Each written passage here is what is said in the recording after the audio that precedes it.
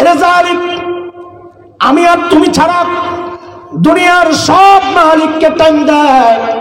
ওই একটা গাছের দিকে তাকায় দেখো না, কি মনে হয় গাছটা বুঝি এমনি দাঁড়ায় আছে? না রে ভাই, না রে বাবা, ওই গাছটা এমনি দাঁড়ায় নাই, ওই গাছটাও দাঁড়ায়া মালিকের তাসবিহ পড়ে। যে কুকুরটাকে নিকৃষ্ট প্রাণী মনে করে তাড়ায়া দেয়, ওই কুকুরটাও তো রুকুর হালতে মালিকের তাসবিহ পড়ে। যে পোকামাকড় গুলোরে পায়ে দলে মেরে ফেলি, ওই পোকামাকড় গুলো সিজদার হালতে মালিকের তাসবিহ পড়ে। পড়ি না কেবল আমি আর তুমি, আমাদের হাতে সময় নাই। অথচ এই হায়াতের একটা ভাগ ফেসবুক কিন্তু ঠিকই পায়, এই হায়াতের একটা ভাগ ইউটিউব কিন্তু ঠিকই পায়, এই হায়াতের একটা ভাগ খেলোয়াড়, গায়ক গায়িকা, নায়ক নায়িকা ঠিকই পায়। আরে পায় না কেবল আমার মালিক, মালিককে টাইম দেওয়ার সময় আমার হাতে নেই। এরে বাবা, এর যুবক, কসম করে বলছি সময় একদিন আসবে, কসম আল্লাহর, সময় একদিন আসবে, করার থাকবে না কিচ্ছু। সেদিন শুধু চিৎকার করে করে কাঁদবো আর বলবো, ইয়া লাইতানি কদ্দামতু লিহায়াতি। আরে সময় মতো যদি একটু পুঁজি বানায় আসতাম, তাইলে আমার আমল নামা এখন হালকা হয়ে যেত না, আমার নেক আমল নামা হালকা হইতো না। বাবা, পুঁজি লাগবে। যখন বনি ইসরাইলে কোনো মেয়ে জন্ম নিত তো ফেরাউন বাঁচায় রাখত, কিন্তু যখনই কোনো ছেলে জন্ম নিত তো ওই যে গণকরা স্বপ্নের ব্যাখ্যায় বলেছে বনি ইসরাইলে এমন এক ছেলে হবে যে ফেরাউনকে ক্ষমতা থেকে টেনে নামাবে। ফেরাউন তার ক্ষমতা হারানোর ভয়ে বনি ইসরাইলে যখনই কোনো ছেলে জন্ম নিত ধরে ধরে জবেহ করে হত্যা করত। আচ্ছা আমাকে একটু বলেন তো আপনারা, এই ছোট্ট বাচ্চা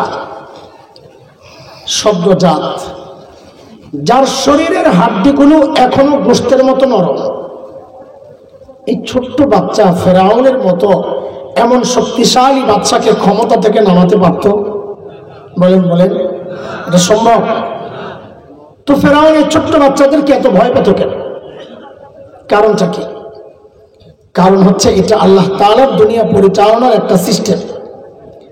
কেউ যখন হক হয়, সে যত দুর্বল হোক না কেন, কেউ যখন বাতিল হয়, সে যত শক্তিশালী হোক না কেন, আল্লাহর সিস্টেম এটা, আল্লাহ ওই দুর্বল হকের ভয় ওই শক্তিশালী বাতিলের কলিজায় ঢুকায় দেন।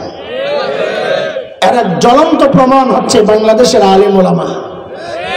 কি আছে কি আছে হুজুরবর্গ আছে, কি আছে এত ডরানকে? চেক করলে অধিকাংশের পকেটে কি পাইবেন? একটা মিসওয়াক আর একটা তসবিহ। এত দরকার। আরে শেখুল ইসলাম আল্লামা আহমদ শফি নবরুল্লাহ মারকাদা জীবনের শেষ সময়টা পার করছিলেন। মানুষটা হুইল চেয়ারের মধ্যে সোজা হইয়া বসে থাকতে পারতেন না, কাঠ হয়ে যেতেন, এত দুর্বল। আল্লামা হাফেজ জুনায়েদ বাবুনগরী নবরুল্লাহ মারকাদা মানুষটা সোজা হইয়া দাঁড়ায়া থাকতে পারতেন না, পা কাজ করতো না, এত দুর্বল। অথচ আমরা কি দেখেছি? শুধু বাংলাদেশ না, সারা দুনিয়ার মানুষ থাকতো ভয়ে অস্থির, এই বুড়া দুইটা কোন সময় কোন ঝামেলা বাঁকায় নেয়। এত ডর। আরো করা কাণ্ড হচ্ছে। বাংলাদেশের কোটি মানুষের হৃদয়ের মানুষ মুফাসসিরে কোরআন আল্লামা দিলওয়ার হোসেন সাইদি রাহিমাহুল্লাহ, মানুষের তার রাজনৈতিক কারণে আমাদের সাথে বা কিছু বিষয়ে আমাদের সাথে আমরা একমত না হতে পারি, কিন্তু মানুষটা মজলুম ছিলেন এই ব্যাপারে তো কোনো সন্দেহ নাই। আমরা কি দেখেছি, এই মানুষটা যখন দুনিয়া থেকে চলে গেলেন, তার লাশটাকে নিয়ে তারা কি কাহিনীটা করলো শাহবাগে। হ্যাঁ, পিজি হাসপাতালের সামনে আমি তো আওয়াজ পাইতেছি আমার বাসার কাছেই। মানে কি, এই মানুষগুলো হক হওয়ার কারণে ওরা শুধু জিন্দা মানুষকে ভয় পায় না, ওরা হক আর লাশটাকে পর্যন্ত ভয় পায়। আমাকে একটু বলেন, এই পর্যন্ত যা বলছি বুঝছেন আপনারা? কোনো কথা অস্পষ্ট আছে? তাহলে সামনে চলে। আমাকে দুইটা প্রশ্নের জবাব দিবেন আপনারা। বলেন তো, সর্বশ্রেষ্ঠ রাসূলকে বলেন তো? সাল্লাল্লাহু আলাইহি ওয়াসাল্লাম। আচ্ছা, সর্বশ্রেষ্ঠ রাসূলের পায়ে আপনারা ঠুয়ে গেছেন, তাই না? তো গর্ব এটা আমাদের। তো গর্বের এই ভাব, গর্বের কথা এভাবে বলে মানুষ। ঢাকায় একটা এমপি কি এমন হ্যাঁ, অথচ আর পোলার যে ভাব আবে ওই আমার চিনসবে এমপির পোলা খারাপ বাপ রে বাপ। আর আপনি সর্বশ্রেষ্ঠ রাসূলের উম্মত হইয়া মিনমিন করে বলেন কেন? এটা গর্বের সাথে বলেন, গর্বের সাথে।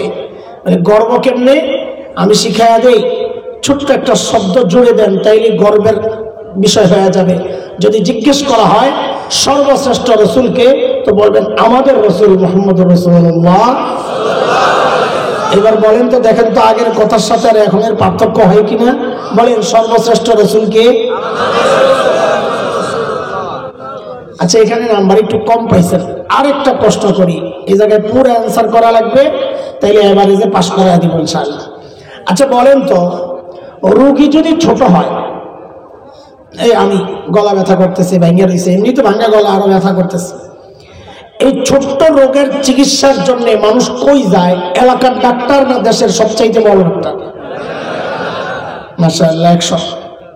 কিন্তু যদি রোগী বড় হয় তখন কই যায়? এলাকার ডাক্তার না বড় ডাক্তার? কত বড় রোগী যত বড়, মানুষ ডাক্তারও তালাশ করে। এই দুই যে প্রশ্ন করেছি, দুই প্রশ্নের একসাথে কইরা তৃতীয় আরেকটা বিষয় বের করছি, খেয়াল করেন। যেহেতু আল্লাহ তাআলা সমস্ত নবীদেরকে দুনিয়ায় পাঠিয়েছেন দুনিয়ার অসুস্থ মানুষের চিকিৎসার জন্য, বুঝতে হবে আল্লাহ সর্বশ্রেষ্ঠ রসুলকে ওই যুগেই পাঠাইছেন যেই যুগের মানুষগুলো ছিল মানব ইতিহাসের সবচেয়ে জঘন্য আর খারাপ মানুষ। কেমনি বুঝলেন? বলে ডাক্তার যেহেতু সবচাইতে বড়, তো বোঝা গেল যেই রোগীদের চিকিৎসার জন্য পাঠানো হয়েছে ওরা রোগীও ছিল সবচেয়ে বড়। সেই রোগীদের যুগটাকে ইতিহাসে বলা হয় আইয়ামে জাহিলিয়া। কি বলা হয়? বর্বরতার যুগ। বর্বরতার মাত্রা কতদূর ছিল যে ওদেরকে ঠিক করতে আল্লাহ সর্বশ্রেষ্ঠ রসুল আনলেন। ইতিহাস পড়লে দেখবেন শরীরের পশম দাঁড়ায় যায়, মানুষ এতটা খারাপ কি করে হয়? আরে ওরা একটা পয়সার জন্য মানুষকে খুন করে ফেলত। মূর্তি পূজা এখন হয়নি? বলেন বলেন, হয়নি? তখনও হতো, তো পার্থক্য কি? এখন মসজিদের মধ্যে মূর্তি রেখে পূজা করা হয়, অথচ তখন খুদ কাবার ভেতরেই ছিল 360 মূর্তি। ঘরের মধ্যে আলাদা মূর্তি, মন্দিরে আলাদা। কোথাও সফরে বের হলে পকেটে কইরা বগলের নিচে কইরা ছোট্ট মূর্তি একটা নিয়ে নিত। কেন? রাস্তায় পূজা করার জন্য যদি আবার খোদা না পাওয়া যায়, আরেক বিপদ নয়। বান্দায় খোদা পকেটে লেগে ঘুরে, অবস্থা বুঝেন। জন্ম নিয়ন্ত্রণ এখন হয় কি হয় না? হ্যাঁ, তখনও হতো। পার্থক্য কি? এখন জন্ম নিয়ন্ত্রণ হয়, পেটের মধ্যে বাচ্চা নষ্ট করা হয়, অথবা আসতেই দেওয়া হয় না। আর তখন জন্ম নিয়ন্ত্রণ হতো, বাচ্চা হওয়ার পর দেখতো ছেলে না মেয়ে। যদি দেখছে ছেলে তো রেখে দিত, আর যদি দেখছে মেয়ে, এটা ছিল বাবার জন্য সামাজিক কলঙ্ক। আমি মেয়ের বাবা, ওই কলঙ্ক থেকে বাঁচার জন্য বাবা নিজ হাতে নিজের কলিজার টুকরা মেয়েকে জীবন্ত দাফন করে দিত। কুরআনুল কারীমের মধ্যে আসছে বিষয়গুলো, সূরা যুখরুফে আসছে 14 নম্বর পারার, সূরা নাহালে আসছে 58-59 নম্বর আয়াত। আল্লাহ বলেন, وَإِذَا بُشِّرَ أَحَدٌ بِالْأُنثَى ظَلَّ وَجْهُهُ مُسْوَدًّا وَهُوَ كَظِيمٌ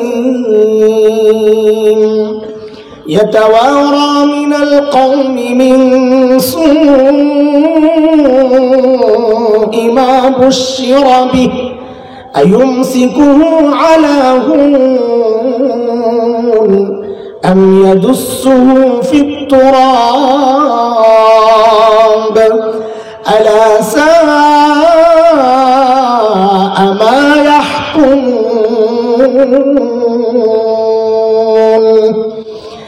এই ছিল আমার নবী দুনিয়ায় আসার আগের আরবের অবস্থা, বর্বরদের অবস্থা। কিন্তু প্রশ্ন, মানুষগুলো এতটা খারাপ কেন হয়েছিল? কারণটা কি? দেখেন, আমি খুব দ্রুত আমাদের মূল পয়েন্টের দিকে ঢুকে যাচ্ছি, খুব মনোযোগ লাগবে, না হয় পরের কথাগুলো বোঝানো আমার জন্য কঠিন হয়ে যাবে। ভূমিকার কথাগুলো বুঝেন। মানুষগুলো এতটা খারাপ হওয়ার পেছনের মৌলিক কারণ কি ছিল? আমাদের দারুল দেওবন্দের মাদ্রাসার প্রায় 55 বছরের প্রিন্সিপাল হাকিমুল ইসলাম কারি তৈয়ব রহমতুল্লাহ আলাই বলেন, মানুষগুলো এতটা খারাপ হওয়ার পেছনের কারণের তো অভাব নাই, তবে মৌলিক কারণ ছিল দুইটা। বলেন তো বাবা, মৌলিক কারণ ছিল? জুয়ান তোমরা কথা কও, কয়টা? এক নম্বর ছিল জাহালত, মূর্খতা, লেখাপড়া ছিল না, মানুষ যা ইচ্ছা তাই করছে। 2 নম্বর ছিল চারিত্রিক অধপতন, চরিত্র খারাপ। এই কথাটাকে মাথার এক সাইড দিয়ে একটু সেভ করে রাখেন। কি সেটা? কিয়ামত পর্যন্ত দুনিয়ায় যত সমস্যা দেখা দিবে, সমস্ত সমস্যার পেছনের মৌলিক কারণ এই দুইটাই, মূর্খতা, চরিত্র নষ্ট। এই দুইটা সমস্যা এতটা মারাত্মক সমস্যা, একজনের মধ্যেও যদি থাকে, একটাও যদি থাকে, দুইটা না একটাও যদি থাকে, তাও মানুষ অপরাধ করে। যেমন আপনারা দেখেন, একজন ইঞ্জিনিয়ার, সে শিক্ষিত না মূর্খ? বলেন বলেন বলেন, শিক্ষিত।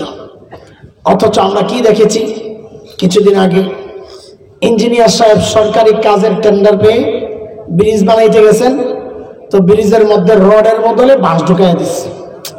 বলেন দেখেন নাই না, শোনেন নাই? আচ্ছা আচ্ছা, ও কি জানতো না এখানে রড ঢুকাইতে হয়? কথা বলেন, জানতো কি জানতো না?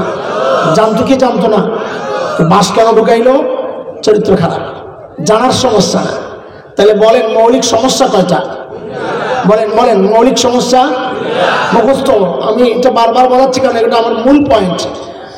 মৌলিক সমস্যা, এই মৌলিক 2 সমস্যা ঠিক করার জন্য, মোকাবেলার জন্য, সমাধানের জন্য আল্লাহ সুবহানাহু ওয়া তাআলা সর্বশ্রেষ্ঠ রাসূলকে মৌলিক 2টা দায়িত্ব আর মিশন আর সমাধান দিয়ে দুনিয়ায় পাঠিয়ে দিয়েছেন। বলেন তো আবার আমার সাথে, সমস্যা কয়টা? সমাধান 2টা। বলেন সমস্যা, আবার বলেন সমস্যা, সমাধান। এটা বারবার বলাচ্ছি, 2টা কথাই আমাদের মূল পয়েন্ট। আবার আপনারা একটু বলেন, সমস্যা কয়টা? সমাধান। আল্লাহর হাবিব নবুয়ত পেয়ে ঘোষণা দিলেন, ইন্নামা বুইসতু মুআল্লিমা বুইসতু লিউতাম্মিমা মাকারিমাল আখলাক।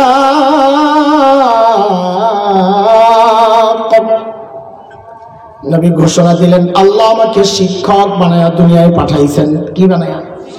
আমাদের নবী কি ছিলেন? শিক্ষক বানায়া। কেন পাঠাইছেন?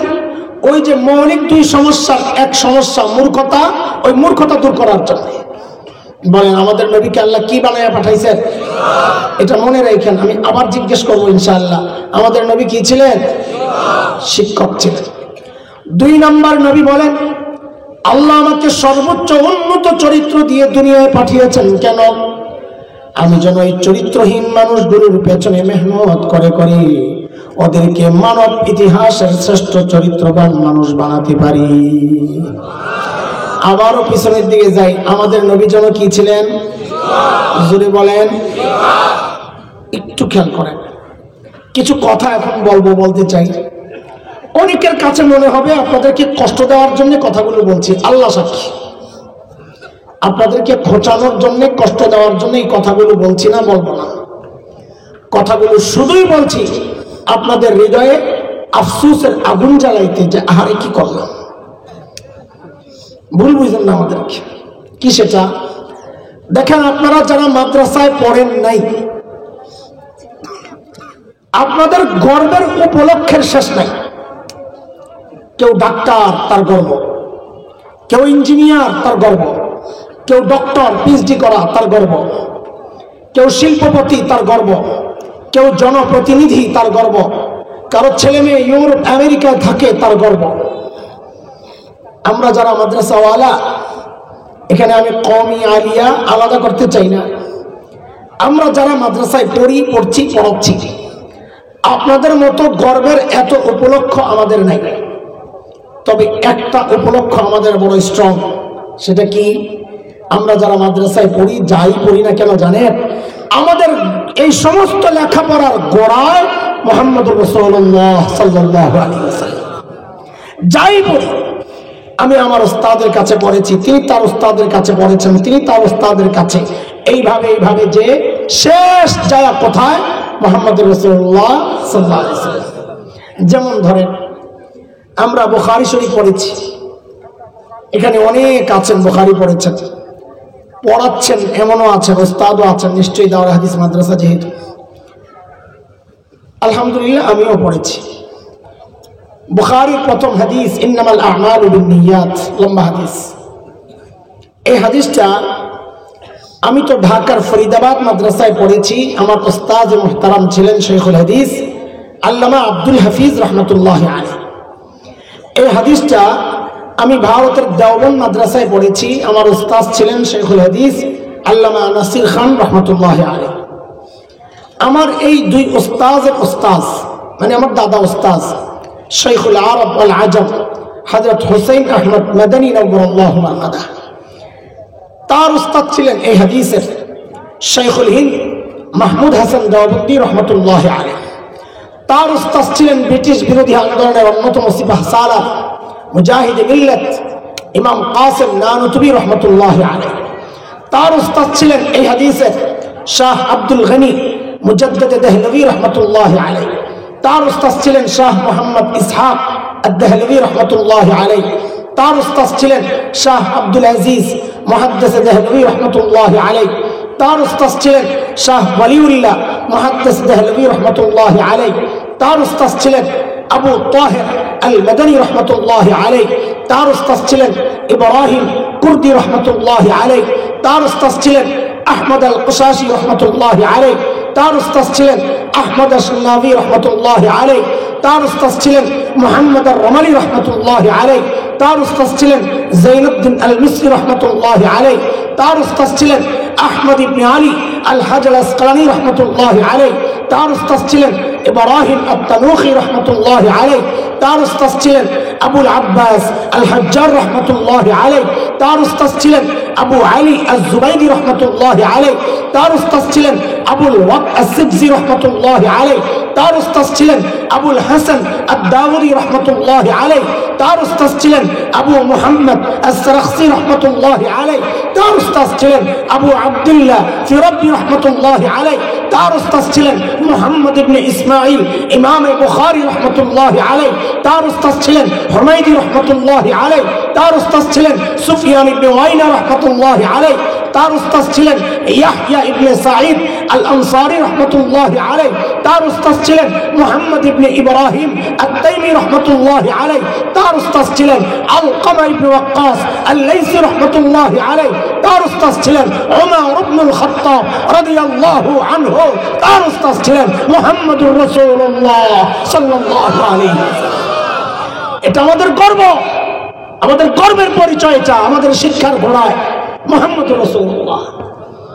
আপনারা তো গর্ব করেন, বিনয়ের সাথে জানতে চাই গর্ব যে করে শিক্ষার গোড়ায় কে বলেন তো? কোত্থেকে আসছে আপনাদের কাছে এই শিক্ষা? আবারও বলছি, কষ্ট নিয়েন না, আফসোসের আগুন জ্বালাইতে কথাগুলো বলছি, কিন্তু বিষয়টাকে এই গর্বের পরিচয় দেওয়ার ঠিকাদারি মৌলবীরা আল্লাহর কাছ থেকে নিয়ে নেয় নাই, আর কেউ দিতে পারবে না, বিষয়টা এমন না। এই গর্বের পরিচয় দেওয়ার অধিকার আপনাদেরও ছিল, কিন্তু পাচ্ছেন না কেন? কে আপনাদেরকে ঠকাইল? কোনদিন ভেবেছেন? ভাবার সময় কোথায়? যারা আমার আপনার সামনে যে সমস্ত কুচক্রীরা এমন এক সিলেবাস রেখেছে, যেই সিলেবাসে লেখাপড়া করে এই গর্বের পরিচয়টা দেওয়া যায় না। গত 2 বছর থেকে আরেকটা চক্রান্ত চলেছিল, আমার আপনার সন্তানকে আরেকটা গর্বের পরিচয় থেকে বঞ্চিত করার চক্রান্ত ওরা করেছিল। সেটা কি একটু বলেন তো, আমরা কার সন্তান? জোরে বলেন, জোরে বলেন, কার সন্তান? ওই যে আমার অভ্যাস, খালি একটু বাড়াইয়া জিনিসটারে মোড়াদাদা করেন। এখন থেকে আর আদম বলবেন না, এখন থেকে বলবেন আমরা নবী আদমের সন্তান। গর্বের ব্যাপার এটা। কার সন্তান? আমার বাবা নবী, আপনি এটা ছাড়বেন কেন?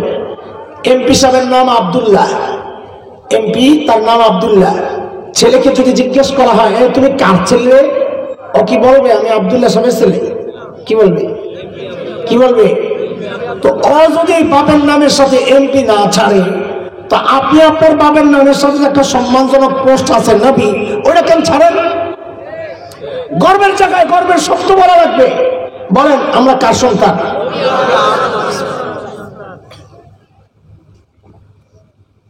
কিন্তু বিষয় এটা না। বিষয় হলো হুজুর আগে তো কন্যা এগুলা, এখন কোন হঠাৎ করে আপনাকে নবী লাগানোর শখ লাগলো।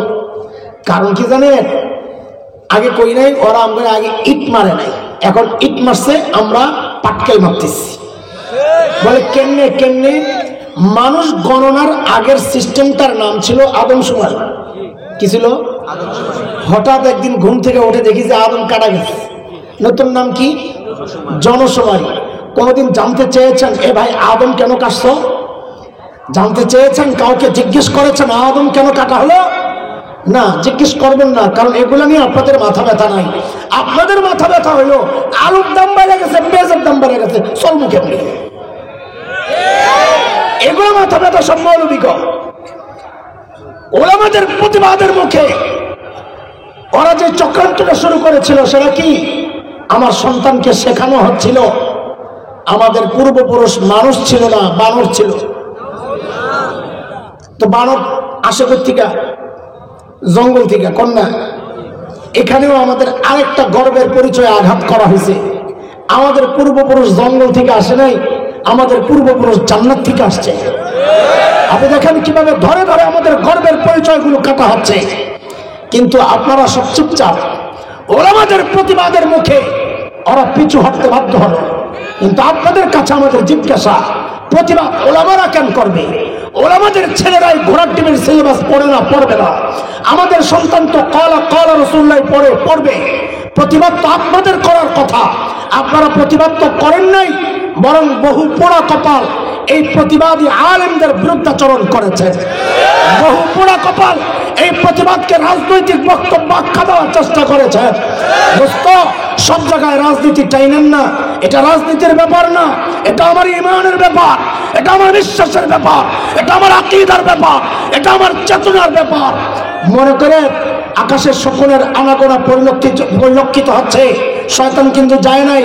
এক সাপে কূপ মারছেন, বাকি সাপ পাথরের তলে ঢেকে গেছে। যে কোনো মুহূর্তে কখনো প্রথম আলোর সুরত ধরে বাইর হইয়া আপনাকে ধ্বংসন করতে পারে, কখনো ভারতীয় মিডিয়ার সুরত হইয়া আপনাকে ধ্বংসন করতে পারে। এরা কিন্তু পাথরের নিচে লুকায়া রয়েছে, যে কোনো মুহূর্তে মাথা বাইর করবে। আমাদের প্রস্তুত থাকা লাগবে। মাথা বাইর করবে সাথে সাথে কোপ, মাথা বাইর করবে সাথে সাথে কোপ। এর জন্য ওলামাদের সাথে হাত মিলাইয়া একসাথে উচ্চারণ করতে হবে, বিচ্ছিন্ন হলে চলবে না। কাঁধে কাঁধ মিলাইয়া একসাথে মুষ্টিবদ্ধ হাত উঠাইয়া উচ্চারণ করতে হবে।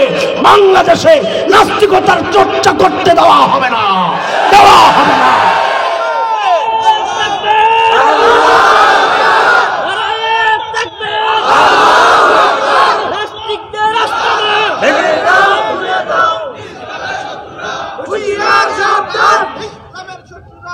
একজন কয় কি, হুজুর আপনারা যখন নাস্তিকদের আস্তানা ভেঙ্গে দাও, ঘুরিয়ে দাও, তারা যাইবো কই? তামগো হেরা বান্দরের পুত জঙ্গল থেকে এসে জঙ্গলে যাইবো বা? হ্যাঁ, চিন্তা আমগো করার দরকার আছে নাকি? আমরা মানুষ, মানুষের ঘর বাড়ি থাকলেই হয়। কথা কোন আপনারা? সিলেবাস বানাইতে দিছে আরেক নাস্তিক রে, মুসলা সোর সোর সোর মুরগি শুন না, ওটা ওই বিজ্ঞান চুরি করছে, ইন্টারনেট থেকে ধরা পড়ছে। সে কোথেকে এসে জানেন? জানেন না? ও 500 বছর চিড়িয়াখানা ছিল। কোন জায়গায়? কথা কয় না। আস্তে আস্তে হঠাৎ করে দেখে ওর লেজটা কাটা পড়ছে। আসলে বান্দরের খাঁচা। কোন জায়গায়? অজেরা দাবি করতেছে, আমরা হেঁটেই কই আসলে বান্দরের খাঁচা। হঠাৎ দেখে লেজটা কাটা পড়ছে।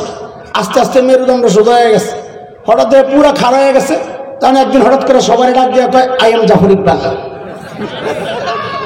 কি কয়? আসলে বান্দর, ওর দাবি, আমার দাবি না, ওর দাবি। এই সমস্ত খবিশ করে আপনাদের মাথায় চাপাইয়া দেওয়া হয়েছে সিলেবাস প্রণয়নের জন্য। পোড়া কপাল কচু গাছে ফাঁসি দিয়ে মারার দরকার আমাদের। 90% মুসলমানের দেশে নাস্তিক কি করে সিলেবাস প্রণয়নকারী হয়, অথচ আমাদের সিলেবাস প্রণয়ন করেছেন খলিল ইব্রাহিম আলাইহিস সালাতু ওয়াস সালাম। এগুলো আমাদের গর্বের পরিচয়, হারায়া যায় না। চিল্লেন দিয়ে আবার পিছনের কথা হারাই গেছেন। এই সমস্যা কয়টা মনে আছে তো? সমাধান আল্লাহর হাবিব ওই দুই সমাধান সহ যখন ওই বর্বরদের পেছনে মেহনত শুরু করলেন, আহারে ওই বর্বরদের পরিচয় এখন আর বর্বর নাই। বলে তো নতুন পরিচয়টা বলেন না। বলে আমি কি বলবো, আল্লাহকে জিজ্ঞেস করো না, মালিককে জিজ্ঞেস করলাম। মালিক ওই বর্বরদের নতুন পরিচয় বলেন। আল্লাহ জানা দিলেন সীমাহুম ফি ওয়ুজুহিহিম মিন আসারিস সুজুদ, ওদের চেহারার মধ্যে সেজদার চিহ্ন দেখবা। বলে সেজদার চিহ্ন তো বাহির দিয়া, তার মানে বাহিরে ফিটফাট আবার ভেতরে সদরঘাট কিনা? আল্লাহ বলেন না না না, আমার নবীর সাহাবীরা বাহিরও এক নাম্বার, ভিতরেও এক নাম্বার। বলে ভিতরে এক নাম্বার আমরা বুঝবো কেমনে? তা আল্লাহ তোর বুঝার দরকার কি? ভিতরে কেন এক নাম্বার তা আল্লাহ যেন বলতেছেন, কথার ধরনটা এমন। আরে তুই যে মুত্তাকি, তোর পাশের মানুষই তো স্বীকার করে না। বউ কয় না আপনার মুত্তাকি, জানি। পিসাবের কাছে পিসাবের বউ মুড়ি দেয় না, জানেন আপনারা? সিনিয়র কন্যার কাফির। আপনি একটা পীর, তেলা পোকার একটা পাখি, দাম দেয় না। খবর লইয়া দেন, কোনো দাম দেয় না। বেড়ির পাওয়ার বেশি পিসাব। এক পিসাবের লোক তো বউ খালি লাগিয়েই থাকে। তোমার কি আল্লাহ, আমার কপাল, মানুষের কত বড় বড় পীর, আমার কপালে এই পীর ধরছে। একদিন পিসাব ঘরে আইছে, বউ কয় আরে কপাল রে আমার, কি পীর আল্লাহ মিলাইলো। আজকাল এক পীর দেখছি আমরা বাড়ির সামনে দিয়া উইরা যায়। তো পিসাব কয় আরে পড়া কপাল, এতদিন মনে করছিলাম তোর দিলটা নষ্ট হয়েছে, আমার দিয়ে তোর চোখ নষ্ট। কেন? ভালো করে দেখছিস তুই, ওই যে উইরা গেছে যে, এটা তো আমি আছিলাম। বউ কয় ওরে কারবার, এই জন্যই তো কই কিরে পাঙ্খা একটা ভাঙ্গাকে জামাইরে স্বীকার করবো না বিশ্বাস। তা আল্লাহ যেন বলেন আরে তুই যে মুত্তাকি, তোর পাশের মানুষে তো স্বীকার করে না, আর আমার নবীর সাহাবীরা মুত্তাকি, আমি আল্লাহ নিজে সাক্ষী দিচ্ছি। সূরা হুজরাতের 3 নম্বর আয়াত পড়ে দেখেন আল্লাহ কি বলেন, উলাইকাল্লাযীনা ইমতাহানাল্লাহু কুলুবাহুম লিত্তাকওয়া লাহুম মাগফিরাতুন ওয়া আজরুন আযীম। নবীকে জিজ্ঞেস করলাম ইয়া রাসূলুল্লাহ, ওই বর্বরদের নতুন পরিচয় বলেন। আল্লাহর হাবিব যেন বলে উঠলেন, রে আমার সাহাবীদেরকে তোরা বর্বর বলিস না, ওরা আর এখন বর্বর নাই। তো কি নতুন পরিচয় বলেন?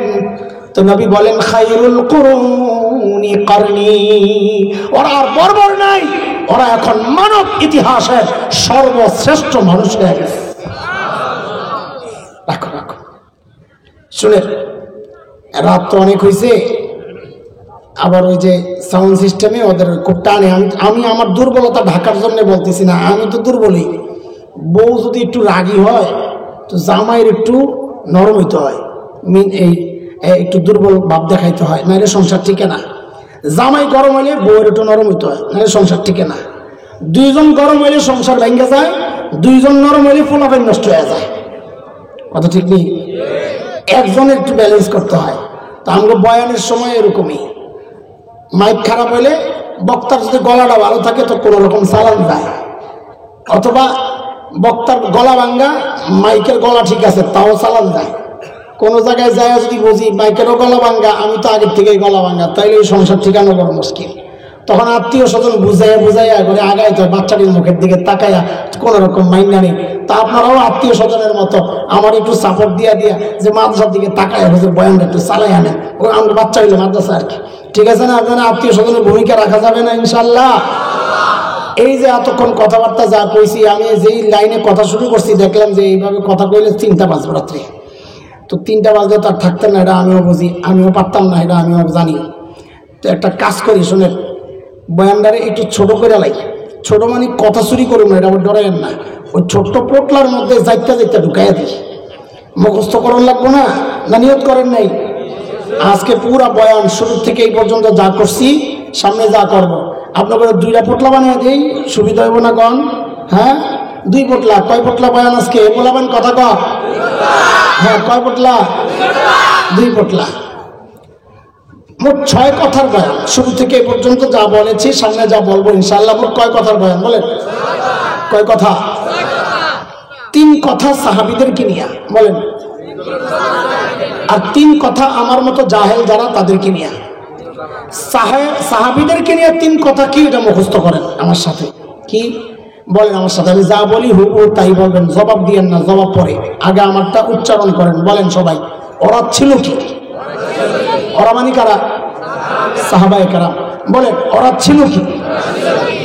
অবাক হওয়ার মতো একটা ভাব নিয়ে বলেন হইল কি?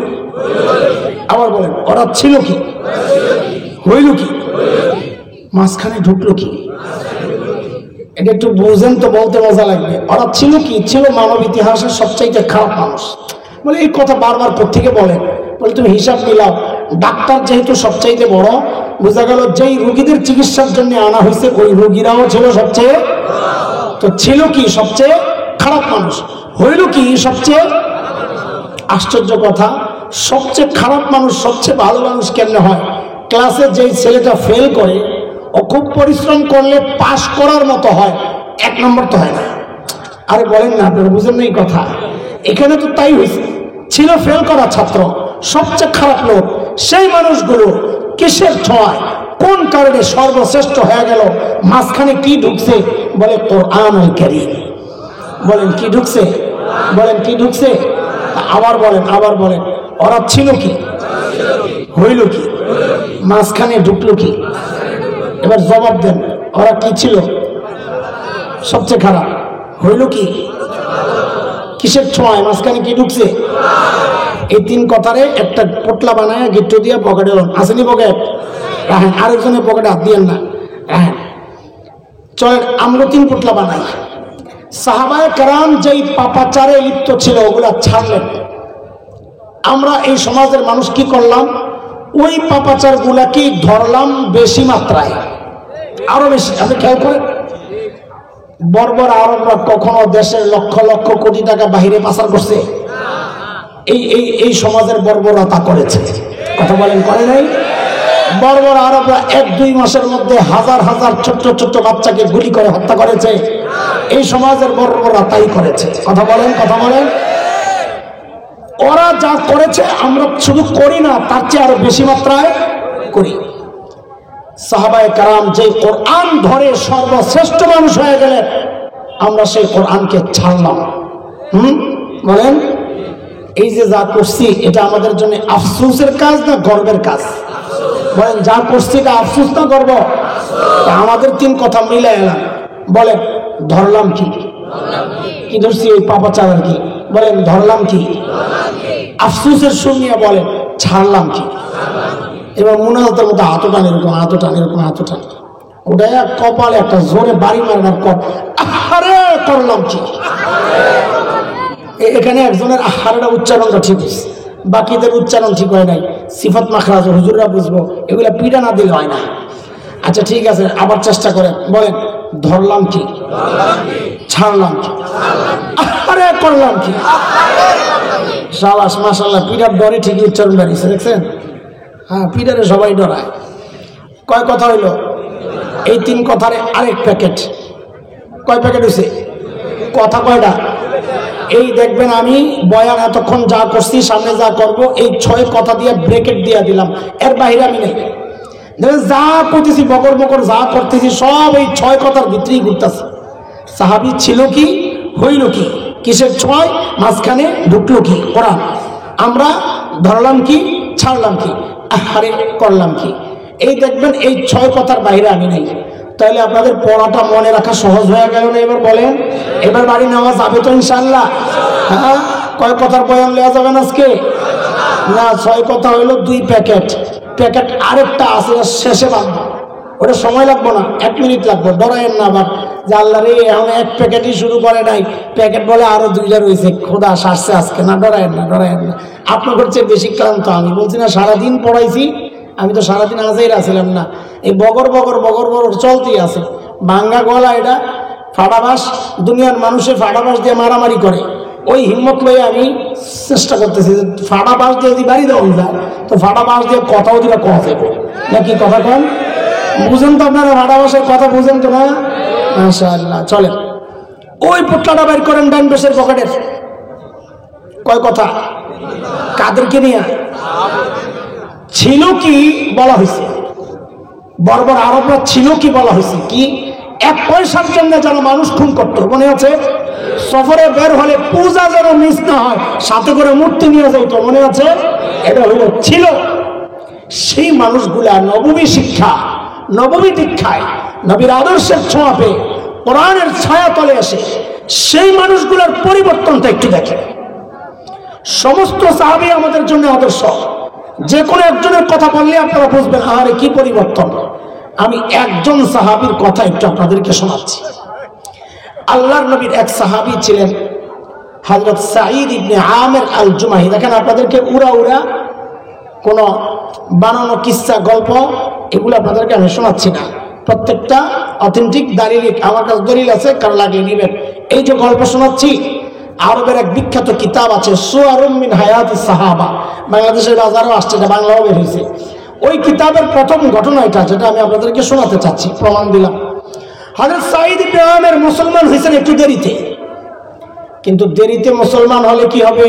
ঈমান ছিল বড় পাক্কা। কতটা পাক্কা? একটা ছোট্ট গল্প শুনলেই বুঝবেন ঈমান ছিল কত পাক্কা। হযরত ওমর যখন খলিফা, ওমর নরম না গরম? কেমন গরম? অনেক। সুবহানাল্লাহ। অনেক কেমন একটু শুনেন। নবী আলাইহিস সালামের সামনে আম্মা জান, কয়েকজন আরো কিছু মহিলারা বসা ছিলেন, মাসালা আলোচনা হচ্ছে। এর মধ্যে হযরত ওমরের আওয়াজ আসছে, ওমর আসতে চান। ওমরের গলার আওয়াজ পাইয়া লেডিস গ্রুপ আম্মা জানরা সহ যা আছে সব গুড়গুড়ে ভিতরে গেছে। হযরত ওমর যখন ঢুকছেন, নবী হাসা দিচ্ছেন, এটা কি হলো কারবার? তো ওমর জিজ্ঞেস কেন হাসছেন? তার কৌতূহল না, আমি ঢুকলাম আর হাসলো হুজুর। মা ধাক্কাক, আপনারা কে হাসলেন, কেন হাসলেন? তো নবী বলেন কি, ওমর আপনি ঢুকছেন যে ডরে বেরিয়ে সব ভিতরে কুরকুরে দৌড় মারছে। ওমর রাগ হয়ে গেছে, এই মহিলারা, আমি না বেশি ভয় পাওয়া দরকার নবীকে, আমাকে কেন বেশি ভয় পাও? তো ভিতর থেকে আস্তে করে জবাব আসছে, আপনারে বেশি ভয় কেন পাই? আপনি যে নবীর চেয়ে আরো বেশি কঠিন কথা কন, ওই জন্যে। তো তাদের কথা শুনি না, দুজনের তো হাসি। এই ফাঁকে নবী আলাইহিস সালাম বলতেছেন, ওমর খালি হেরা ভয় পায়, আরেকজন আছে ইবলিস, ও আপনারে এত ভয় পায়, আপনি যে রাস্তা দিয়ে চলেন ইবলিস ডরে আর ওই রাস্তায় থাকে না, আরেক রাস্তায় যায় না। তাহলে ওমর নরম না গরম? কেমন গরম? আচ্ছা, মাদ্রাসাওয়ালারা আছে তো, এবার একটা চুটকি শোনাই দিই, আপনারাও শুনেন। মসজিদে নববীতে একটা গেট আছে, বাবে ওমর।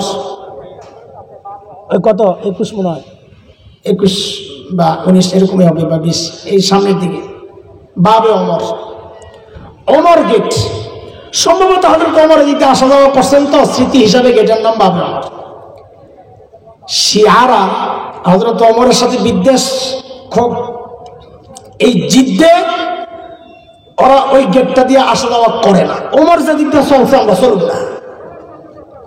আরবের এক সাহিত্যিক কি আজীব এক চুটকি লেখছে, দেখেন। আমি প্রথম দিন এটা পইরা আমি হাসতে হাসতে শেষ, যে বেড়ার মাথাটা ঢুকলো কেমনি। কি লেখছে? ওমর, আল্লাহ আপনার উপর রহম করেন। আপনি যখন জীবিত ছিলেন, আপনি যে রাস্তা দিয়ে চলতেন ওই রাস্তায় শয়তান চলতো না, আর আজকে আপনি মারা গেছেন, এখনো শয়তানের দোসররা ওই রাস্তা দিয়ে হাঁটে না। সুবহানাল্লাহ। হযরত ওমর যখন খলিফা, হযরত সাঈদ আয়েশা একদিন বলে, ওমর আল্লাহ দায়িত্ব দিয়েছেন ঠিকঠাক মতো আদায় করে। বাপরে বাপ, বড়ার কলিজায় সাহস কত! এত সাহস কই পাইল? মানুষ নিজে যত সৎ হয় তার সাহসও তত উঁচা হয়। নিজের মধ্যে 2 নম্বরই থাকলে কথা বলবে মিন মিন মিন মিন কইরা, আর তেলের ডিব্বা খালি করবে। কি বুঝছো? আল্লাহ জানে। বলাবেন কি ঠিক? তেলের ডিব্বা খালি মানে বুঝছো? সাংবাদিক সম্মেলনে বলে মাননীয় প্রধানমন্ত্রী, আপনি কাজের এত এনার্জি কোথায় পান? সারা দুনিয়ার জন্য আপনি উন্নয়নের রোল মডেল হয়েছে। উনি বেশি বেশি হাসে, ভালোই লাগতেছে, তেলের ডিবা খালি। কেন? ওই পাঁচাটা গোলামগুলা ভারতের এই খায়া খায়া ওরা নিজেদের অস্তিত্ব শেষ করেছে, সাহস নয় সত্য কথা বলা, তাই সারা জীবন পাচাই চাচাইটাই ওদের দিন কাটছে। খবিশগুলা হযরত ওমর যখন বলছেন ওমর ঠিকঠাক মতো চইলেন, ওমর কারি এই বেড়ারে আমার দরকার, এত সৎ, জোর করে ধইরা সিরিয়ার এক শহর হিমসের গভর্নর বানাইয়া পাঠায় দিচ্ছে। ও দোস্ত না থাক, আপনি ডাক দিয়ে না, ডরাইব। একটা আমারে দিয়ে, একটাতে আমারে দাও, দুইটা চুম্বুক লিয়া খালি লাগে এরকম, একটা আমারে দিলে তো আমি পরে খেলতাম। ঠিক আছে, বাচ্চারা মাহফিলে থাকা এটা খুব ভালো। অনেক মাহফিল আছে বাচ্চা করে আইতে যায় না, পোলা বেন্ডের থাবড়া থুড়া বিদায় করে। বিশেষ করে মসজিদে কিছু বুড়া যায়, বুড়া ঘরে পারে না তো যাইয়া রাখ রাখ রাখ রাখ রাখ পোলা একটু কথা কইলি স্যাম করে হ্যাঁ। কোন কোন মসজিদে দেখছি লাগায় দেয় বাচ্চা আনা নিষেধ, করে দেওয়া দরকার। বাচ্চা আনবে না মানে মসজিদের মধ্যে মাহফিলের মধ্যে বাচ্চা থাকা মানে ওই এলাকার জন্য একটা শুভ লক্ষণ যে ওই এলাকার পরবর্তী জেনারেশন দ্বীনের জন্য প্রস্তুত হচ্ছে। না থাকা এটা ভালো লক্ষণ না, এই জন্যে ভালো। আরে ওর বয়সে আমি তো এরকম সামনে বয়ান শুনি নাই। 10 টাকা 15 টাকা যা বরাদ্দ পাইছি এটি লইয়া ওই যে বেলুন আর ওই যে গোড়ার মধ্যে বাস্তায় একটা ওই যে বেলুনটা ফুটে সারা দিলে ফুট করে আওয়াজ হয়, এটা একটা লইতাম বাসি। আর কিছু মুরালি কিনতাম, মুরালি চিনে ওই মুরালি কটা লইয়া পকেটে লইয়া বুট চাবাইতাম। মুরালি একটা কামড় দেওয়ার টোটো কোম্পানির ম্যানেজার হয়তো সামনে বইয়া বয়ান শুনতেছে, দুষ্টামি করুক যাই করুক, তার মানে ওর ভবিষ্যৎ আমার চেয়েও উজ্জ্বল ইনশাআল্লাহ। আল্লাহ ওকে দেশ সারা আলেম বানাইয়া দেন। শরম পাইছে, মাশাআল্লাহ, শরম থাকা ভালো। আল্লাহ কয়েছিলাম হযরত সাঈদকে ওমর হিমসের গভর্নর বানাইয়া পাঠায় দিয়েছে। দুইটা কথা আগে মাথায় রাখেন সামনের কথা বোঝার জন্য। যে এলাকার মানুষ যত ধনী হয় ওই এলাকার জনপ্রতিনিধি যারা এমপি মেম্বার চেয়ারম্যান ওরা ওই রকম ধনী হয় এলাকার প্রভাব। আজকের দুনিয়ায় Bangkok, Singapore, Thailand, Dubai, Abu Dhabi, Karachi, Bombay, আমাদের চিটাগাং এগুলো যেমন বাণিজ্যিক শহর, ওই সময়ে গোটা দুনিয়ার বাণিজ্যিক শহর ছিল সিরিয়া। কোথায়? তাইলে ওই দুইটা কথারে মিলাইয়া ফলাফল বের করে বলেন তো, সেই সিরিয়ার শহর হিমসের গভর্নর ধনী হওয়ার কথা না গরিব হওয়ার কথা? জোরে বলেন, কেমন ধনী? আমি যা বলি ওইটা বলেন, পরবর্তীতে আবার জিজ্ঞেস করব, তখন ওইটাই বললেন। সময়ের সেরা ধনী বলেন, সময়ের আল্লাহ নবীর সাহাবী কেমন ধনী হয়েছে যাইয়া দেখেন। ওইটাই তো শুনাইতেছি। যারা 1 পয়সার জন্য মানুষ খুন করত, আজকে কোরআনী শিক্ষায় নববী আদর্শে সেই মানুষগুলোর পরিবর্তনটা দেখেন। হিমস থেকে এক দল আসছে হযরত ওমরের সাথে সাক্ষাৎ করার জন্য। কিছু অভিযোগ আছে এখন, বিশেষ করে অর্থনৈতিক সমস্যার অভিযোগ। হযরত ওমর তাদের সাথে কথাবার্তা বলার পর বললেন, তোমরা একটা কাজ করো, হিমসের গরিবদের একটা লিস্ট দাও। আমি বাইতুল মাল রাষ্ট্রীয় কোষাগার থেকে ওদের জন্য কিছু বরাদ্দ দিয়ে দিই। হিমসের লোকেরা সুযোগ পাইয়া লিস্ট একটা করছে লম্বা, নিয়ে হযরত ওমরের কাছে জমা দিচ্ছেন। ফুকারা ও হিমসের গরিবদের লিস্ট। হায় আল্লাহ, হযরত ওমর লিস্টটা হাতে নিয়ে অবাক হয়ে তাকায় আছেন। কেন? তিনি দেখেন যে ওই লিস্টের শুরুর দিকেই হিমসের গভর্নর সাঈদ ইবনে আমির আল জুমাহির নাম। কল্পনা করা যায়? সাইয়েদনা ওমর জানতে চাইলেন, আমি এরকম ফাকিহ এরকম কি ব্যাপার, তোমাদের গভর্নর বুঝি গরিব মানুষ? হিমসের লোকেরা জবাব দিলেন, বালা আমিরুনা আফকারুনা, আমাদের গভর্নর শুধু গরিব না, হিমসের মধ্যে সবচাইতে গরিব। আয় আয়, ছিল কি হইল কি? হযরত ওমর এই কথা শুই না এত খুশি হয়েছে, সাথে সাথে 1000 স্বর্ণ মুদ্রা প্যাকেট করে দূত মারফত পাঠিয়ে দিয়েছেন, যাও আমার সাইদকে আমার পক্ষ থেকে এটা হাদিয়া দিয়ে আসো। কত কত? 1000 স্বর্ণ মুদ্রা, বুঝেন? কোটি কোটি টাকা। স্বর্ণের একটা পয়সা এবং 1000 পয়সা প্রায় 3.5 ভরির মতো মনে হয় আসে। এক মুদ্রা সোনা প্রায় 3.5 ভরির মতো। তো 1000 মানে 3500 ভরি। সুবহানাল্লাহ। দুধ যখন এই প্যাকেট নিয়ে হিমসে পৌঁছে হযরত সাঈদের কাছে পেশ করছে, হযরত সাঈদ প্যাকেট খুলে যখন দেখলেন এই বিশাল অঙ্কের হাদিয়া তার জন্য, হযরত সাঈদ কি করলেন? প্যাকেটটাকে এইভাবে ছুঁড়ে মেরে চিৎকার দিয়ে বলে উঠলেন, ইন্না লিল্লাহি ওয়া ইন্না ইলাইহি রাজিউন। কি বলছেন ভাই? কি বলছেন? হাদিয়া পাইলে ইন্না লিল্লাহি পড়েন, আলহামদুলিল্লাহ বলেন বলেন। আপনারা কি করতেন জানি না, আমার ইমানের যে হালত, এমন একটা পোটলা যদি পাইতাম রে ভাই, লাভ দিয়ে ভিতরে যাইয়া যে কড়া লাভ দিতাম, নিজেও আলহামদুলিল্লাহ পড়তাম, বউরে কইতাম তুমিও আলহামদুলিল্লাহ পড়তে থাকো। বিশ্বাস না হইলে দিয়ে দেখেন। ঠিক ঠিক। আল্লাহর নবীর সাহাবী কি বলছেন? বলেন না বলেন না, কি বলছেন?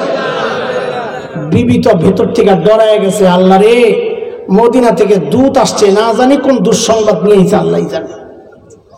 সাথে সাথে জানতে চাইলেন, আকুতিলা ওমর ইবনুল খাত্তাব, কি ব্যাপার সাইয়েদনা ওমর বুঝি শহীদ হয়ে গেছেন? এইভাবে ইন্না লিল্লাহি আপনি কেন পড়লেন? হযরত সাঈদ জবাব দেন, না না, ঘটনা তা না, বরং তার চেয়েও মারাত্মক। তার চেয়েও? বউ তো আরো ভয় পেয়ে গেছে, জিজ্ঞেস করলেন, আকুতিলাল মুসলিমুনা ফি মারিকা, তাইলে কি কোনো যুদ্ধে মুসলমান ব্যাপকভাবে শহীদ হয়ে গেল কিনা? হযরত সাঈদ জবাব দেন, না না, ঘটনা তাও না, তার চেয়েও মারাত্মক। বউ তো কয়, শাস্তে বুঝছি, আমার জামাইয়ের কলাটা নিতে পারাইছে, নাহলে এইভাবে ইন্না লিল্লাহি কেন পড়বে? আরে বলেন না, এইভাবে ইন্না লিল্লাহি কেন পড়লেন? আহারে কি মানুষ কি হয়ে গেছে দেখেন। হযরত সাঈদ কি বলেন জানেন? ছোট্ট একটা বক্তব্য, কিয়ামত পর্যন্ত উম্মত মুসলিমার নসিহত গ্রহণের জন্য, উপদেশ গ্রহণের জন্য, জাহেদ আর দুনিয়া বিমুখ হওয়ার জন্য এই একটা ছোট্ট বাক্যই যথেষ্ট। হযরত সাঈদ বলেন কি, উদখিলাত আলাইয়া দুনিয়া লিতুফসিদা আখিরাতি, আরে আমার ঘরে দুনিয়া ঢুকায় দেওয়া হয়েছে আমার আখিরাতকে বরবাদ করার জন্য। আল্লাহু আকবার। ছিল কি হলো কি? সাথে সাথে বিবিকে বললেন, আমি চাই মদিনার দূত আমার ঘরে থাকতে থাকতে এই 1000 স্বর্ণ মুদ্রা তুমি হিমসের গরিবদের মধ্যে বিলাইয়া দিবা। কিছু বুঝছেন? কি বুঝছেন? শাসক যদি ইমানদার হয়, শাসকের মধ্যে যদি দিন থাকে, তো নিজের বরাদ্দের টাকাটাও জনগণকে দিয়ে দেয়। আর শাসকের মধ্যে যদি দিন না থাকে, তো জনগণের বরাদ্দের টাকা মাইরা বিদেশ যায় বাড়ি বানায়। কথা বলেন ঠিক কিনা? এই ঠিকটাও তো আগে কইতে পারেন নাই, না একটু মন করলে ঠিকটাও কইতে পারেন না। ঠিক আছে, কোন ভালো করে রাখুন। আল্লাহ বউরে যখন কইছে সব দিয়ালাম, বউ তো আর আমাদের বউ না, আমাদের বউ লিখে তো। আচ্ছা আপনাকে বউর কথা কব না, যে সিপা দিয়ে আইসি আমি আটকায় গেলাম, আমার খবর আছে, আমারটার কথা কই কাছে নাই, যা যায় হেডার উপরে দিয়া যাক। আমার বউরে যদি কইতাম সব দিয়ালাম, একটা ভেসকি যে মাল লইলে আমার সব দিয়ালে কয় কি? বেশি পিড়াপিড়ি করলে, যে তুই ঠিক কইছিস রে বাবা, বেশি পিড়াপিড়ি করলে বলতো 2 ভাগ করেন, অর্ধেক আমার অর্ধেক আপনার, আমারটা থাক, আপনারটা দিয়ালাম, বহুত সওয়াব হইব। কিন্তু বউ কার? সাহাবী। সাবাস। কার বউ? বলবান হাসস, তোদের জন্য একটা নসিহা আছে, নসিহা মুখস্থ কর, বিয়ার সময় কাজে লাগবে। নিবি নি এটা? বিয়ার সময় কাজে লাগবে যারা বিয়া করো নাই। বলবান আগে পানি পড়ার লেগা, দোয়ার লেগা, তাবিজের লেগা। কি হয়েছে? হুজুর বউ খুঁজতাছি পাই না। আমি পাবি কেমনি বেটা? তুই নিজে 2 নম্বর আর বউ খোঁজে রাবিয়া বসিয়া। আল্লাহ কি জালেম নাকি তোমার মতো 2 নম্বরের কাছে রাবিয়া বসিয়ারে বাড়াইবো? তুই 2 নম্বর বউ তালাশ কর, দেখবি বউরে বাপ নাই। কথা বলেন। এই জন্য পোলাপেন একটা পড়া মুখস্থ কর, বিয়ার সময় এটা খেয়াল রাখবি, তো ঠকবি না। বল আমার সাথে সাথে সবাই বল, জেসকার লগে তেসকা। ঠিক করে কর, মুখস্থ কর। জেসকার লগে আবার বল, যেমন বউ চাও তুমি নিজে তেমন হয়ে যাও। এটার অর্থ কি? যেমন বউ চাও নিজে তেমন। বউরে যদি চাও কারোর সাথে প্রেম করা হবে না, তো তুমিও জিন্দিগিতে এই কাম করো না। বউ যদি চাও কারোর সাথে গোপনে চ্যাট করে না, তুমিও জিন্দিগিতে এই কাম। এটা আমার কথা না, কোরআনের কথা। আছে না কোরআনে? সূরা নূরে আল্লাহ স্পষ্ট বলেছেন, আল খাবিসাতু লিল খাবিসিনা ওয়াল খাবিসুনা লিল খাবিসাত والطيبات للطيبين والطيبون للطيبات أولئك مبرؤون مما يقولون لهم مغفرة ورزق كريم। এই আয়াতের সংক্ষেপ তরজমা যদি করি তো এটাই বাইরে জাসকার লগে কথা কও না কেন মামু? ঠিক আছে ইনশাআল্লাহ। আল্লাহর নবীর সাহাবীর বউ আল্লাহ মিলাইছেন ওইরকম একটা, যেই বলছেন সব দিয়া দাও, বেডি আর দেরি করে না, সাথে সাথে নিয়ে ওই 1000 স্বর্ণ মুদ্রা গোটাটাই হিমসের গরিবদেরকে দিয়ে দিস। দূত এই সমস্ত কারবার দেখে হায় খোদা আমি কই আসলাম, এরা মানুষ না ফেরেশতা। আল্লাহু আকবার। কাদের কথা শোনাচ্ছি মনে আছে? 1 পয়সার জন্য যারা মানুষ খুন করত, এটা ছিল। হইল কি? এই যে হইল। এখন 1000 স্বর্ণ মুদ্রাও রাখে না, দিয়ে দেয়। এটা আমার দুনিয়া, এটা দুনিয়া আমার আখিরাত বরবাদ করতে আইছে। আল্লাহু আকবার।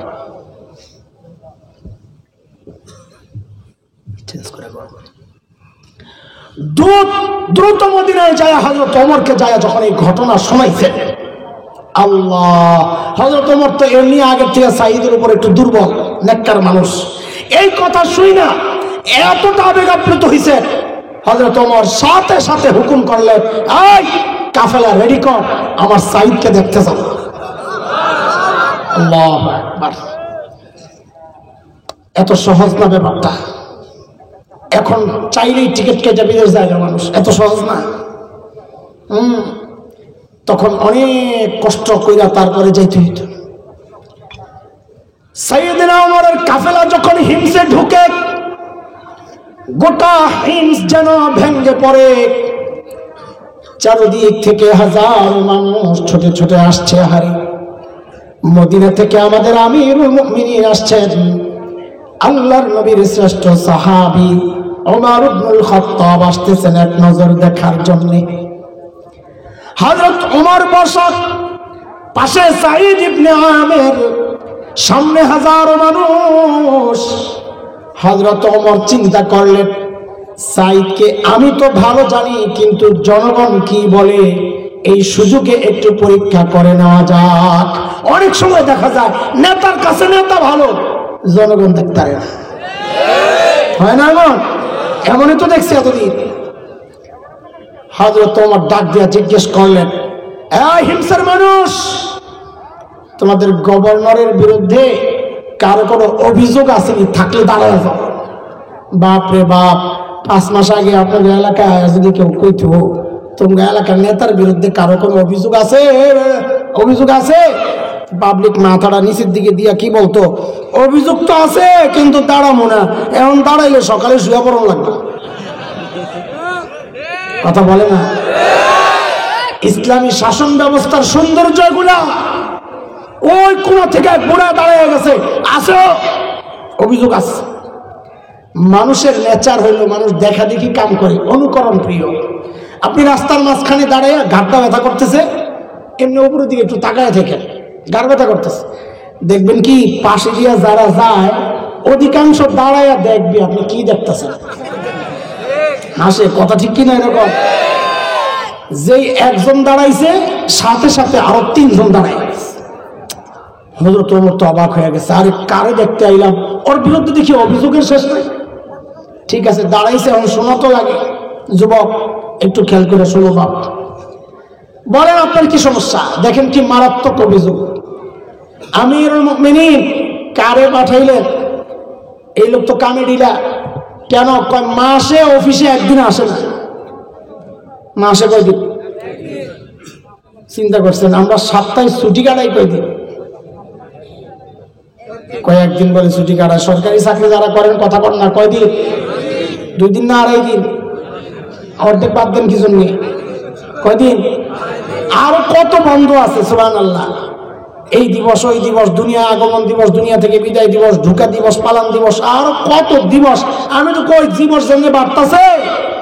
20 বছর পরে না জানি দহন লাগে জামাই বউ কাজী দিবস পাইব না তো খুব 4 দিবস দেওয়ার জন্য। আল্লাহ নবীর সাহাবী ইসলামী শাসন ব্যবস্থার সৌন্দর্য দেখেন, অভিযোগ করছে মাসে কয়দিন আসে না? হযরত ওমর তো রাগ হয়ে গেছে, সাইড জবাব দাও, কেন তুমি মাসে 1 দিন অফিসে আসো না? আসামির কাঠগড়ায় ধনী এলাকার গভর্নর কি হওয়ার কথা? সময়ের সেরা ধনী। বলেন কি হওয়ার কথা? সময়ের সেরা ধনী হওয়ার কথা। মানুষটা আসামির কাঠগড়ায় দাঁড়াইয়া বলছে, কেন একদিন অফিসে আসে না? আমিরুল মুমিনিন, আপনি তো জানেন আমি গরিব মানুষ। এই যে আমার গায়ে 2 টুকরা কাপড় দেখতেছেন না, একটা লুঙ্গির মতো করে পরা আর একটা চাদরের মতো করে জড়ানো। আমিরুল মুমিনিন, আমার না এই 2 টুকরা কাপড় ছাড়া আর কোনো কাপড় নাই। কার মাসে অফিসে একদিন কেন আসো না ওইটা না কইবা? 1 মাস এই কাপড় পরতে পরতে দুর্গন্ধ হয়ে যায়, নিজেরও কষ্ট হয়, যারা আসে ওদেরও কষ্ট হয়। তাই মাসে একবার উপরেরটা ধুইয়া দিই, চাদরটা শুকায় গেলে নিচে পরি, নিচেরটা ধুইয়া দিই, শুকায় গেলে উপরে জড়াই। এমন করতে করতে বেলা একটু উপরে উঠে যায়। আমি আসি না এই কথা ঠিক না, আমি আসি একটু দেরি হয়। উনি হয়তো সকাল সকাল এসে আমাকে না পেয়ে ভাবছেন আমি আসি নাই, আসি একটু দেরি হয়। হযরত ওমর তো বুঝছেন আরে অভিযোগ কোন ধরনের, দাঁড়াইছে যেহেতু শোনা লাগে। ও মিয়া, আপনার কি অভিযোগ বলেন? দ্বিতীয় জনের অভিযোগ তো আরো মারাত্মক। কি বলে জানেন? আমিরুল মুমিনিন, আমাদের গভর্নর রে দিনে তো পাওয়া যায়, রাতে আর পাওয়া যায় না। কি ডিউটি লইছে হেরে রাতেও সময় দেওয়া লাগবে। দেখেন কারবার। হযরত ওমর তো রাগ হয়ে গেছে, সাইড জবাব দাও, কেন তোমাকে রাতে পাওয়া যায় না? কাদের কথা শোনাচ্ছি? সফরে বের হলে যারা বগলের নিচে করে মূর্তি নিয়ে যাইতো যেন পূজা মিস না হয়, মনে আছে কথা? হইল কি? এখন অবস্থা কি? কেন তোমাকে রাতে পাওয়া যায় না? হযরত সাইদ জবাব দিচ্ছেন, আমিরুল মুমিনিন, কাসামতু হায়াতি বাইনা রাব্বি ওয়া বাইনা ইবাদি। আমিরুল মুমিনিন, আমার জীবনটারে আমি 2টা ভাগ করছি। 1 ভাগ রাতটা আমি আমার মালিককে সময় দেই, 3টা মালিকের বান্দাদেরকে সময় দেই। আহা, কি মানুষ কি হয়ে গেছে! আমরা তো ব্যস্ত মানুষ, মালিককে টাইম দেওয়ার সময় কোথায় আমাদের, তাই না? কত কাজ, সুবহানাল্লাহ, চাকরি বাকরি, ব্যবসা বাণিজ্য, সংসার, পরিবার, সমাজ, রাজনীতি, বাহা কত ব্যস্ত মানুষ আমি। সুবহানাল্লাহ, আল্লাহ আল্লাহ। এরে জালিম, আমি আর তুমি ছাড়া দুনিয়ার সব মালিককে টাইম দেয়। ওই একটা গাছের দিকে তাকায় দেখো না, কি মনে হয় গাছটা বুঝি এমনি দাঁড়ায় আছে? না রে ভাই, না রে বাবা, ওই গাছটা এমনি দাঁড়ায় রয় নাই, ওই গাছটাও দাঁড়ায় দাঁড়ায় মালিকের তাসবিহ পড়ে। যে কুকুরটাকে নিকৃষ্ট প্রাণী মনে করে তাড়ায় দেয়, ওই কুকুরটাও তো রুকুর হালতে মালিকের তাসবিহ পড়ে। যে পোকামাকড় গুলোরে পায়ে গলে মেরে ফেলি, ওই পোকামাকড় গুলো সেজদার হালতে মালিকের তাসবিহ পড়ে। পড়ি না কেবল আমি আর তুমি, আমাদের হাতে সময় নাই। অথচ এই হায়াতের একটা ভাগ ফেসবুক কিন্তু ঠিকই পায়, এই হায়াতের একটা ভাগ ইউটিউব কিন্তু ঠিকই পায়, এই হায়াতের একটা ভাগ খেলোয়াড়, গায়ক গায়িকা, নায়ক নায়িকা ঠিকই পায়। আরে পায় না কেবল আমার মালিক, মালিককে টাইম দেওয়ার সময় আমার হাতে নেই। এরে বাবা, এর যুবক, কসম করে বলছি সময় একদিন আসবে, কসম আল্লাহর, সময় একদিন আসবে, করার থাকবে না কিচ্ছু। সেদিন শুধু চিৎকার করে করে কাঁদবো আর বলবো, ইয়া লাইতানি কদ্দামতু লিহায়াতি। আরে সময় মতো যদি একটু পুঁজি বানায় আসতাম, তাই আমার আমলনামা এখন হালকা হয়ে যেত না, আমার নেক আমলনামা হালকা হইতো না। বাবা, পুঁজি লাগবে, পুঁজি। যুবক, পুঁজি লাগবে, পুঁজি। পুঁজি ছাড়া আগানো যাবে না। ছোট্ট করে তোমাদের মতো এক বাচ্চার ছোট্ট একটা গল্প শোনাই তোমাদেরকে পুঁজির। আমি শেষের দিকেই চলে আসতেছি, খুব শীঘ্র আমি শেষ করবো, বিরক্ত হয়েন না। আমার মাদ্রাসার এক ওস্তাদ, 3 বছর আগের কথা, একদিন আমাকে আমার অফিসে বলে ডাক দিয়ে, ভাই আপনার একটা ভিডিও দেখাই, দেখেন। তার মোবাইলের মধ্যে, যুবকরা খেয়াল করে শোনো, বাচ্চারা, কি ভিডিও? আরবের কোন এক টেলিভিশনের মধ্যে একটা ছোট্ট বাচ্চার সাক্ষাৎকার নিচ্ছে একজন। বাচ্চাটা অন্ধ, চোখ ভিতরের দিকে গর্ত, আমরা আরবিতে বলি মাত্রফুলাইন, এই যে ভিতরে ডাবানো থাকে না এক রকমের, অন্ধ ওইটা। উপস্থাপক, বাচ্চাটার বয়স বড় জোর 13-14 হবে, 13-14 বছরের বয়স বাচ্চা, অনেক বড় না, ছোট বাচ্চা। ওকে উপস্থাপক জিজ্ঞেস করতেছে, আচ্ছা তোমার যে চোখের নিয়ামতটা নাই, তুমি কি আল্লাহর কাছে এই নিয়ামতটা ফেরত চাও, যে আল্লাহ আমাকে এই নিয়ামতটা ফেরত দেন বলো? বাচ্চাটা কোন রকমের চিন্তা ভাবনা ছাড়াই ভাবলে সে জবাব দিয়ে দিল যে না, আমি এই নিয়ামত ফেরত চাই, চোখের নিয়ামত ফেরত চাই। আমি তো অবাক হয়ে তাকায় হয়েছি, কি বলে, কি রে বোকা নাকি, চোখের নিয়ামত ফেরত চায় না, এটা কেমন কথা? তো ভাবলাম, আরে বয়স কম তো, এখনো সেই বুঝতে আসে নাই যেটা কত বড় নিয়ামত। আমি তো ভিডিও দেখে অবাক হয়েছি, কিন্তু যিনি উপস্থাপনায়, তিনি তো সামনাসামনি, তিনি অনেক বেশি অবাক হয়েছেন। তো অনেক বেশি অবাক হয়েই জানতে চাইলেন, লিমাযা, আরে কেন তুমি এই নিয়ামত ফেরত চাও না? আরে বাচ্চাটার জবাবটা শুনি না বুঝছি, বোকা ও না, বোকা তো আমি, বোকা আমি। আল্লাহকে সাক্ষী রেখে আপনাদেরকে শোনাচ্ছি, ওর জবাবটা শুনি না আমি সাথে সাথে কান্না করে দিছি। বললো কি এটা? আরে বললো কি এটা? সে বলে কি জানেন, দেখেন কি পুঁজি বানাইছে, এই জন্য পুঁজির গল্প শোনাইতেছি তোমাদেরকে, কি পুঁজি বানাইছে দেখেন। ওকে যখন জিজ্ঞেস করা হলো তুমি এই নিয়ামতটা কেন ফেরত চাও না, ও বলে কি জানেন, হাসরের মাঠে যখন বিচার শুরু হয়ে যাবে, একের পর এক যখন ডাক আসবে, যখন আমার সিরিয়াল আসবে, আচ্ছা ওর এই ছোট্ট বাচ্চার কি হিসাব, মানুষ ছোট্ট কিন্তু চিন্তাটা কত স্বচ্ছ, পরিষ্কার, পবিত্র, দেখেন। যখন আমার ডাক আসবে, আমি দুনিয়াতে এই নিয়ামতটা এই জন্য আল্লাহর কাছে চাই নাই, সেদিন যেন আমি আমার মালিকের সামনে দাঁড়াইয়া নত জানু হয়ে বলতে পারি, ও আমার মালিক, দুনিয়ায় তো আমাকে এই নিয়ামতটা দেন নাই, ওগো মালিক, ওই উসিলায় কি আজকে আমার আযাবটা একটু কমায়া দেওয়া যায় না মালিক? আমি শুধু ওই কারণে দুনিয়ায় নিয়ামতটা চাচ্ছি না, সময় মতো কাজে লাগাবো। আরে ওর তো একটা পুঁজি আছে। আমি কাঁদতেছিলাম ঠিক উল্টা চিন্তা করে, যে আরে আমি যখন হিসাব দিতে দাঁড়াবো, আমার মালিক যদি আমাকে ঠিক উল্টা প্রশ্নটা করেন, তা আমি কি জবাব দিব? আমি যখন হিসাব দিতে আমার মালিকের সামনে দাঁড়াবো, আমার মালিক যদি আমাকে জিজ্ঞেস করেন, হেরে হাসান জামিল, তোকে তো এই চোখের নিয়ামতটা দিছিলাম, তুই ভোগও করছস, এখন আযাবটা একটু বাড়াইয়া দেই, তো আমি কি জবাব দিব? তোকে তো এই জবানের নিয়ামত দিছিলাম, তুই তো ভোগও করছস, এখন আযাবটা একটু বাড়াইয়া দিই, তো আমি কি জবাব দিব? আরে বাবা, আপনাকে যদি জিজ্ঞেস করে তো আপনি কি জবাব দিবেন? আরে ভাই, আমার কলেজের টুকরা সন্তানেরা, হ্যাঁ ফুর্তি তো আসো, ফুর্তির মধ্যে হাসি তামাশা খেলাধুলা আসো মগ্ন হয়, হাসরের মাঠে মালিকের সামনে যদি দাঁড়াইলে মালিক জিজ্ঞেস করেন কি আনছ, তো কি দেখাবা মালিকের সামনে? কোন পুঁজির ভরসায় এমন নিশ্চিন্ত জীবন যাপন করছি আমরা? হ্যাঁ, পুঁজি যে নাই তা তো না, পুঁজি আছে। কোন পুঁজি? গুনার গুণা, গুনার গুণা, গুনার গুণা। চুল পাইকা সাদা হয়ে গেছে, এখনো গুনাহ ছাড়তে পারি না। দাড়ি পাইকা সাদা, এখনো গুনাহ ছাড়তে পারি না। বাবা জিজ্ঞেস করি, গুনাহ ছাড়বেন কবে আপনি? এখনো বিভিন্ন চায়ের স্টলগুলোতে, গ্রামে গঞ্জে বাজারে হাটে দেখা যায়, চায়ের স্টলগুলো রাতে, গভীর রাতে চায়ের স্টলে বুড়ারা বসে বসে বিড়ি খাচ্ছে, আর টেলিভিশনে বসে বসে হিন্দি সিনেমা দেখতেছে। কষ্ট লাগে এদেরকে দেখে। আর মানুষ হবে কবে?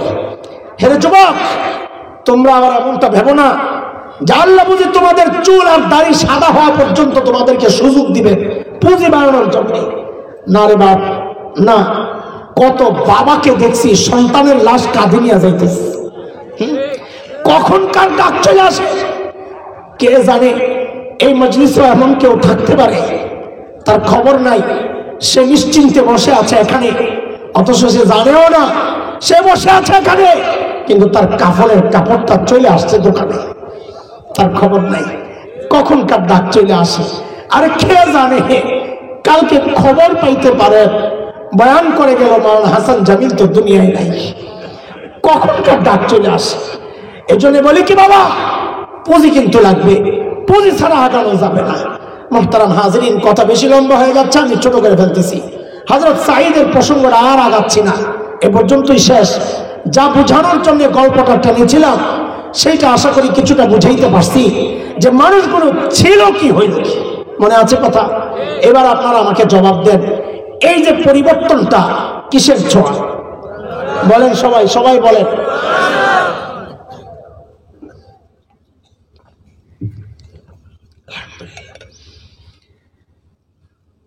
সাহাবায়ে কেরাম ছিলেন কি, কোরআনের ছোঁয়ায় হইলেন কি? এই যে একটা অবস্থা আপনাদের সামনে, এই কথাটারে প্যাকেট করে আবারও পকেটে ঢুকায়া ফেলেন, ওই পাশের পোটলাটা বের করেন, মনে আসেনি? ওই পোটলা কাদেরকে নিয়ে? আমাদেরকে নিয়ে। ওই পোটলাটা বাই করেন, ওখানে কয় কথা ছিল, দেরি করবো না, ভাইবেন না যে এক পোটলা এতক্ষণ লাগছে, না, এই পোটলা শেষ, কথা ওইটার মধ্যে হয়ে গেছে বেশিরভাগ। এই পোটলায় কয় কথা আছে? কি কথা? ধরলাম কি, ছাড়লাম কি? আহারে শুনেন, একটু জবাব দেন। সাহাবায়ে কেরাম যে কোরআন ধরে, কোরআনী শিক্ষাকে ধরে, নববী দীক্ষা আদর্শকে ধরে শ্রেষ্ঠ মানুষ হয়ে গেছেন, ওই কোরআন তো আল্লাহ আসমানে উঠায়া নিয়ে গেছেন, তাই না?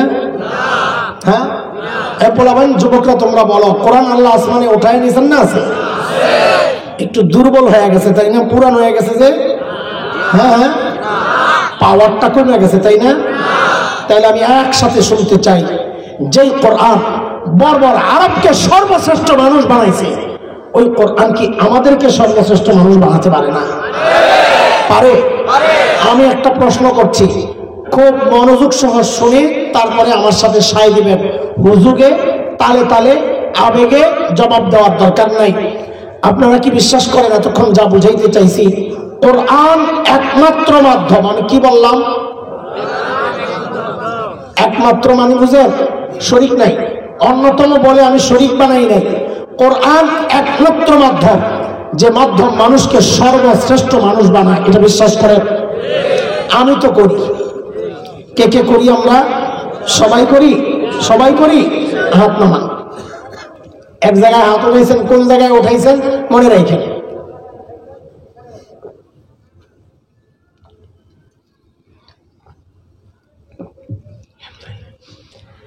এবার আপনাদেরকে আরেকটা প্রশ্ন করি, আবারও বলে নেই হুজুগে আবেগে তালে তালে হাত ওঠানো যাবে না।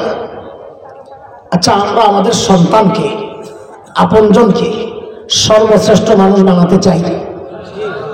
চাই? আমি তো চাই। কে কে চাই দেখি তো? আল্লাহু আকবার। তার মানে সবাই চান? হাত নামান। এই দুই জায়গায় হাত উঠাইছেন, মনে আছে তো? কিন্তু আপনাদের পরিবেশের অবস্থা দেখে, আপনাদের চেহারা, সুরত, এগুলা দেখে আমার কাছে কেন যেন মনে হচ্ছে এখানে বহুজন পাওয়া যাবে যারা এই দুই কথার দুইটাতেই অথবা যে কোনো একটাতে সত্য বলেন নাই, মিথ্যা বলেছেন। কি বলেছেন? আপনি মনে মনে ভাবতেছেন আপনি কি গায়েব জানেন নাকি? না, আমি গায়েব জানবো কোত্থেকে? গায়েব শুধু জানেন কে? বলেন, বলেন কে? আমি গায়েব তো জানি না, কিন্তু এই সমাজ তো চিনি। এই সমাজের আলো বাতাসে আমার বেড়ে ওঠা, এই সমাজের মানুষের গতি চলার পথ আমার জানা। সেই জানা জায়গা থেকে অনুমান করছি, আশা করি আমার অনুমান ভুল হোক, কিন্তু বাস্তবতা অস্বীকারের সুযোগ তো নাই। কেন বললাম মিথ্যা বলেছেন? তা আবার আপনাদের ধরাইয়া দিই। আপনারা কি বলেন নাই আপনারা আপনাদের সন্তানকে সর্বশ্রেষ্ঠ মানুষ বানাতে চান? বলছিলেন, বলছিলেন। যদি এই কথায় আপনি সত্যবাদী হন, তাহলে আপনি একটু আগে তো স্বীকার করলেন সর্বশ্রেষ্ঠ বানায় একমাত্র কোরআন।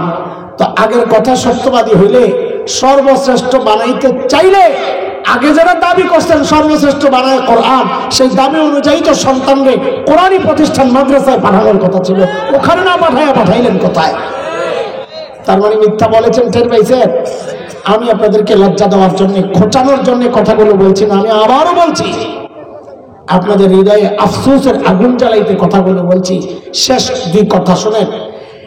এই যে আপনারা সন্তানকে দিন শেখান নাই, আপনারা জিতছেন না সন্তান জিতছে?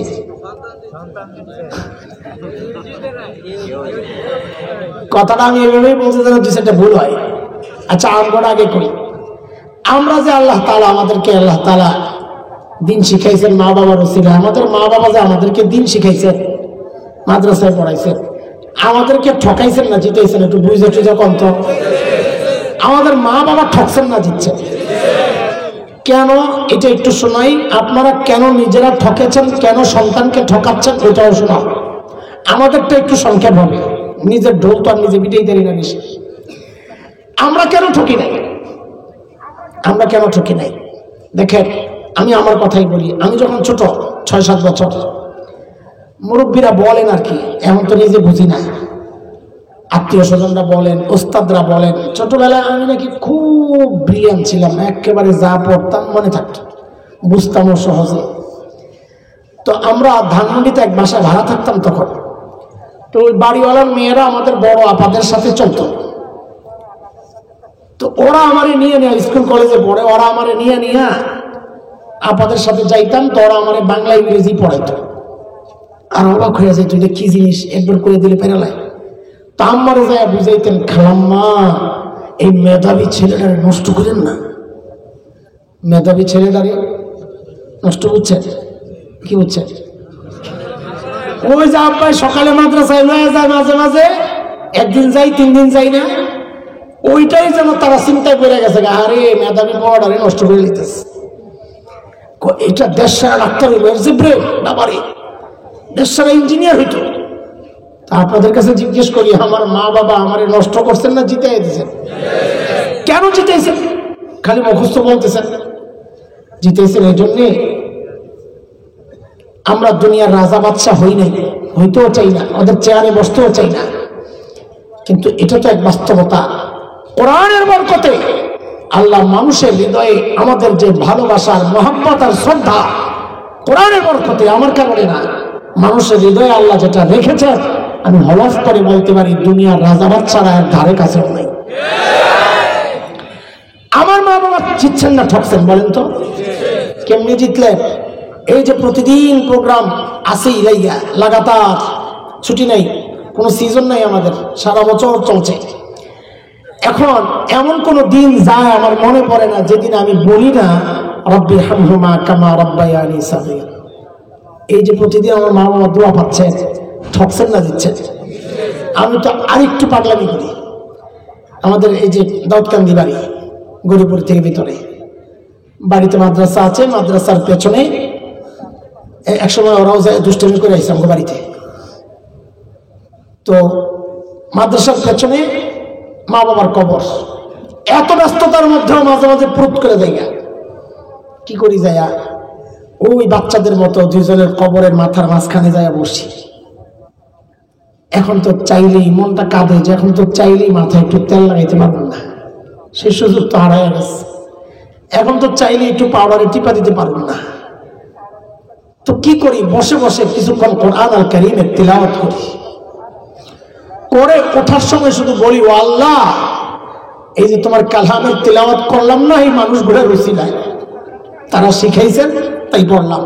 ও আল্লাহ, দুনিয়া থেকে বিদায় নেওয়ার সময় যারা আমাকে তোমার সাথে জুড়ে দিয়ে গেছে, আল্লাহ এই অসহায় মুহূর্তে তারা যেন তোমার রহমত থেকে বিচ্ছিন্ন না হয়ে যায়। রব্বির হামহুমা কামা রাব্বায়ানি সাগীরা।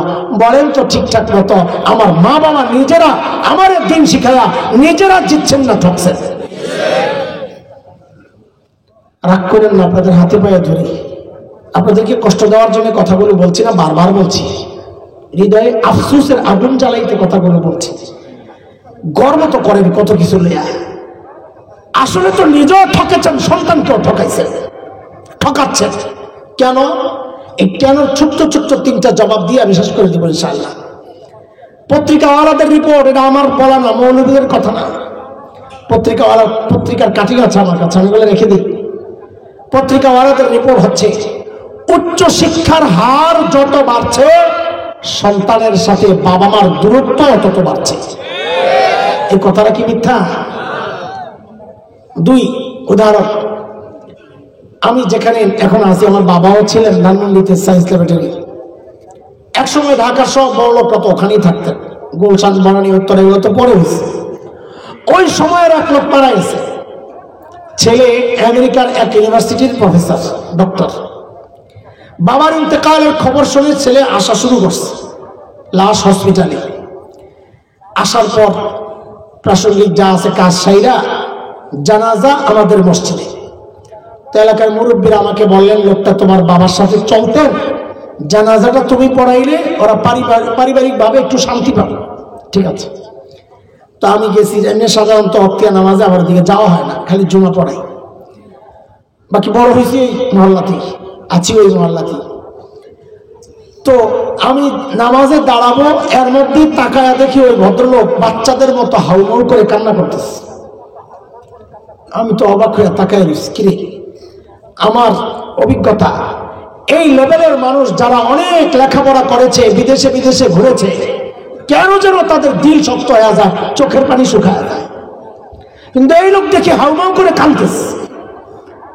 তো আমি তাকে সান্ত্বনার জন্য ডেকে কাছে ডেকে আনছি, ভাই আপনার বাবা চলে গেছে, আমারও বাবা নাই, একদিন আপনিও থাকবেন না, আমিও চলে যাব, সবর করেন, ধৈর্য ধরেন। ভদ্রলোক আমাকে বলেন কি জানেন, খেয়াল করেন, মুরব্বীরা খেয়াল করেন, ভদ্রলোক আমাকে বলে কি জানেন, হুজুর বাবা চলে গেছেন, আমি সেই জন্য কান্না করতেছি না। আমি তো আরো অবাক হয়ে গেছি, আরে বলেন কি, তো কি জন্য কান্না করতেছেন? তুমি বলেন কি জানেন হুজুর, আমি আমার বাবার লাশের সাথে একটু কথা বলতেছি। তিনি কোনো জবাব দিচ্ছেন না। কি কথা বলতেছেন?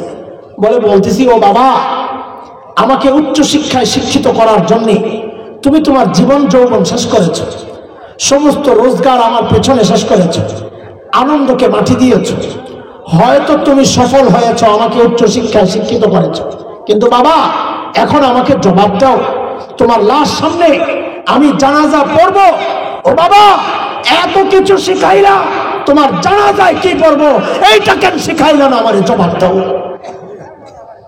গর্ব করেন না? ছেলে ডাক্তার, ইঞ্জিনিয়ার, গর্ব করে। আরে গর্ব তো করবে হাফেজের বাবা, গর্ব তো করবে আলেমের বাবা, যে বাবা মায়ের সন্তান বাবা মায়ের জানাজা পড়ানোর যোগ্যতা রাখে না। ওই বাবা মা আর যাই হোক গর্ব করা সাজে না, আপনার আফসোস করা দরকার। আহারে করলাম কি, গর্ব করে।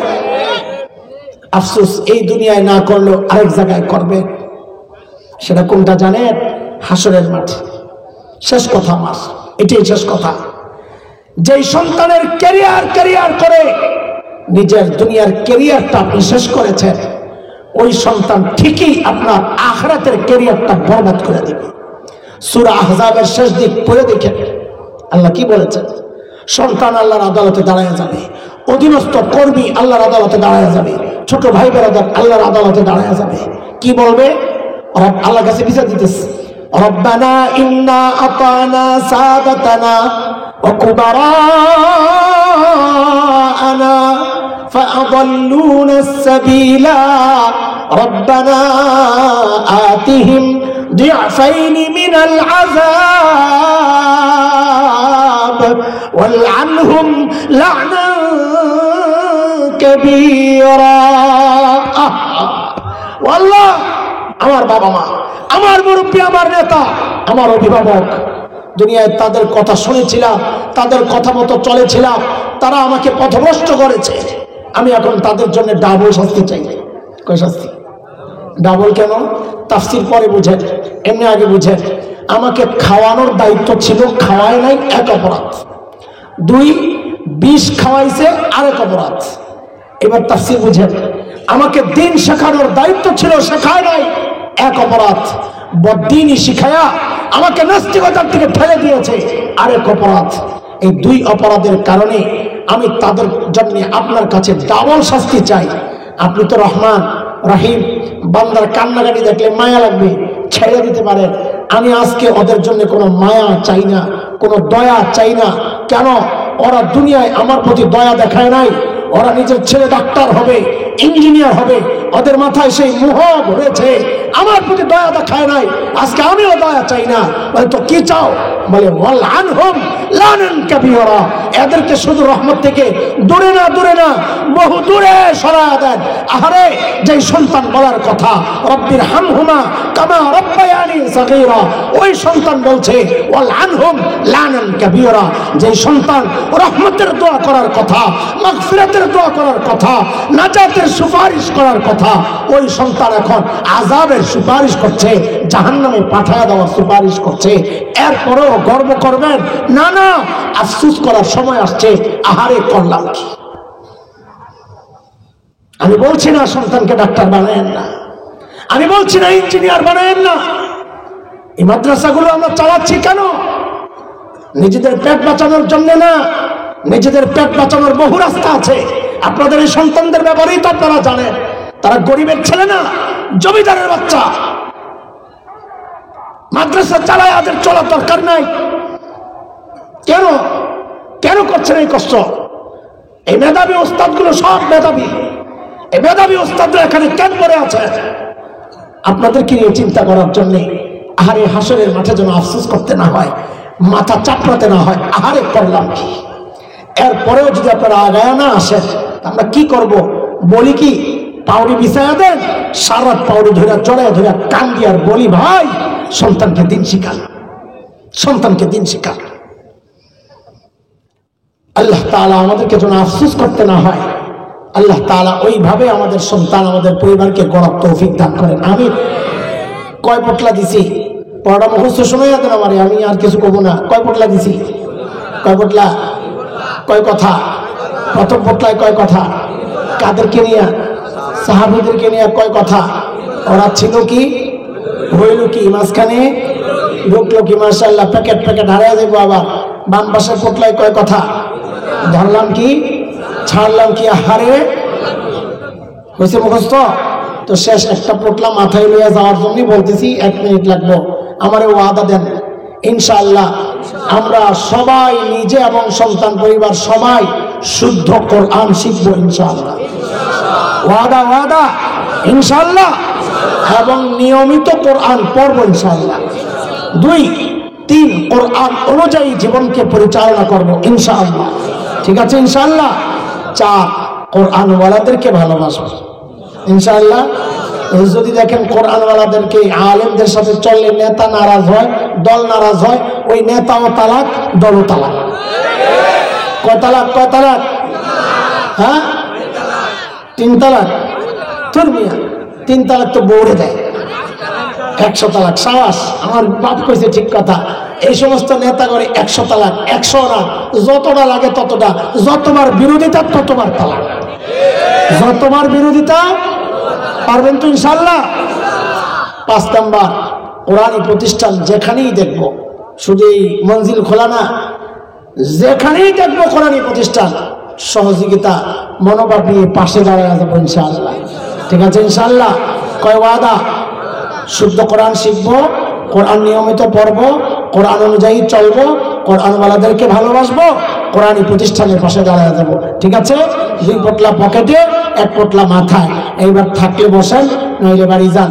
পড়েন আমার সাথে, সুবহানাল্লাহি ওয়া বিহামদি, সুবহানাকাল্লাহুম্মা ওয়া বিহামদিক, আশহাদু আল্লা ইলাহা ইল্লা আনতা, আস্তাগফিরুকা ওয়া আতুবু ইলাইক।